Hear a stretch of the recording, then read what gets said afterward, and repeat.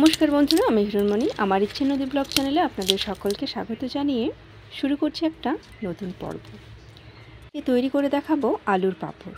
খুব কম খরচেই আমরা বাড়িতে অল্প সময়ের মধ্যেই এই আলুর পাঁপড় তৈরি করতে পারি। আর এখন যা প্রচণ্ড রৌদ্রু, এই রৌদ্রুতেও কিন্তু পাঁপড়গুলো খুব সুন্দরভাবে শুকিয়ে যাবে আর অনেক দিন পর্যন্ত আমরা এই পাঁপড়গুলো সংরক্ষণ করে রাখতে পারি। আর যখনই খেতে ইচ্ছে করবে তখনই ভেজে নিলেই হলো। দেখতেই পাচ্ছেন কত সুন্দর সাদা ধবধবে পাঁপড় হয়েছে। তাহলে চলুন বন্ধুরা, রেসিপিটি দেখে নেওয়া যাক। এখানে আমি কয়েকটা বড় সাইজের আলু নিয়েছি। আলুগুলোকে বটির সাহায্যে পাতলা পাতলা গোল গোল করে কেটে নিয়েছি। যতটা পারি পাতলা করার চেষ্টা করেছি। আর আপনারা চাইলে গ্রেটার দিয়েও এই আলুটা বড় বাটির মধ্যে জল রেখে জলের মধ্যে রাখছি, না হলে কিন্তু আলুগুলো কালো হয়ে যাবে। তাই আলুর যে কষটা থাকে সেটা জলের মধ্যে দিলে বেরিয়ে যায় আর আলুটাও একদম পরিষ্কার থাকে, কালো হয়ে যায় না। দেখতেই পাচ্ছেন আলুগুলো কতটা পাতলা কেটেছি। এই পার থেকে ওই পার আমার হাতের আঙুলগুলোও চেনা যাচ্ছে। আর দু সাইডের যে সরু অংশটা আছে আলুর, সেই অংশটুকু আমি কেটে বাদ দিয়ে দেবো বা ওগুলো অন্য কোনো সবজিতে দিয়ে দেবো, কারণ এক সাইজের পাঁপড় করার জন্যই আমি কিন্তু ওগুলো নিলাম না। তারপর আলুগুলোকে জল পাল্টে পাল্টে 3 থেকে 4 বার ভালো করে ধুয়ে নিয়েছি। ধুয়ে নেওয়ার পর নিয়ে নিয়েছি নিরামিষ কড়াই। কড়াইয়ে এই ডুবন্ত অবস্থায় আলুগুলোকে দিয়ে দিয়েছি, যেন জলটা জলের পরিমাণটা যেন এই ডুবন্ত অবস্থায় থাকে, সেদিকে ভালো করে খেয়াল রাখতে হবে। আর পরিমাণ মতো লবণ দিলাম। লবণটাও যেন বেশি না হয়, হালকা একটু কম হোক তবু ভালো, কিন্তু বেশি লবণ হলে ভালো লাগবে না। দিয়ে ভালো করে নাড়াচাড়া করে এবার সেদ্ধ করে নেব। এটা সেদ্ধ করতে প্রায় 15 থেকে 20 মিনিট লাগে। আর কতটা পাতলা করে কাটতে পেরেছি সেই অনুযায়ী সেদ্ধ হতে সময় লাগে। দেখতেই পাচ্ছেন একদম জল টকবক করে উঠেছে।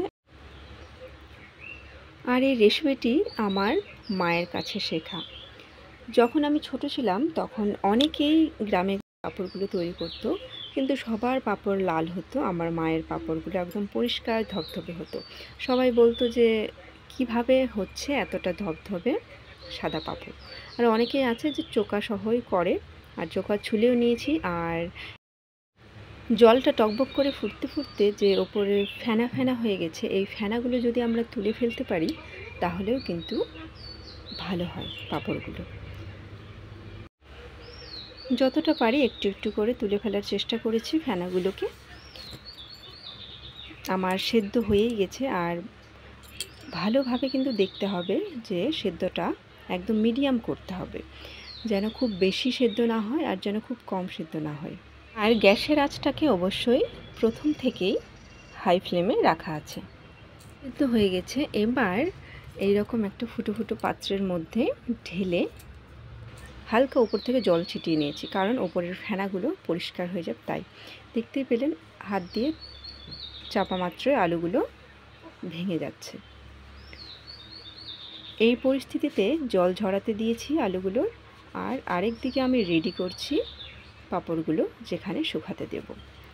একটা টেবিলের ওপর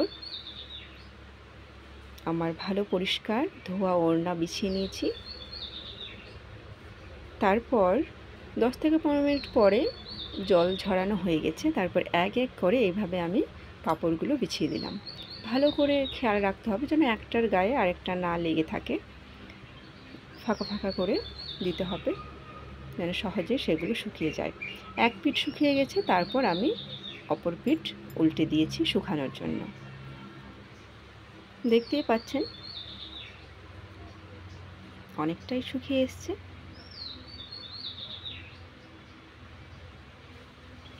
বিকেল হতে হতে শুকিয়ে যাবে। আমার পাঁপড় একদম শুকিয়ে গেছে, একদম ঝরঝরা কড়কড়া হয়ে শুকিয়ে গেছে। এবার আমি পাঁপড়গুলোকে তুলে নেব।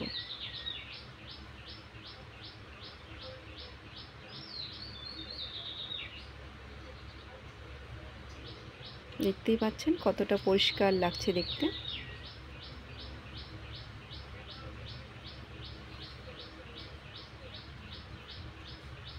এবার আমি সুন্দর করে বয়ামের মধ্যে রেখে দেব, আর যখন ইচ্ছে করবে তখন ভেজে নেব। এবার কড়াইতে দিয়ে দিলাম তেল। তেল দিয়ে পাঁপড়গুলো একে একে ছাড়বো, আর এইভাবে খুব সহজেই পাঁপড়গুলো ভাজা হয়ে যাবে। দেখতেই পাচ্ছেন কতটা পরিষ্কার বা সাদা সাদা পাঁপড় হয়েছে দেখতে। সত্যি পাঁপড়গুলো খেতে খুবই সুন্দর লাগে। আর আমার কর্তামশাই এই আলুর পাঁপড়গুলো খুব পছন্দ করেন। সব থেকে প্রিয় পাঁপড় হলো এই আলুর পাঁপড়।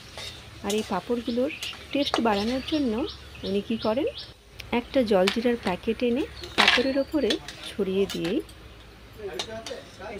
মজা করে বসে বসে এক প্লেট হাওয়া করে দেন।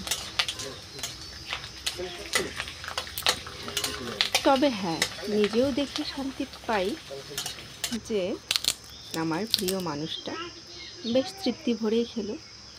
আমার এই রেসিপিটি যদি আপনাদের ভালো লেগে থাকে তাহলে অবশ্যই একটি লাইক এবং কমেন্ট আর শেয়ার করার অনুরোধ রইল। ভালো থাকবেন, সুস্থ থাকবেন। আবারও দেখা হচ্ছে নতুন কোনো পর্বে। নমস্কার।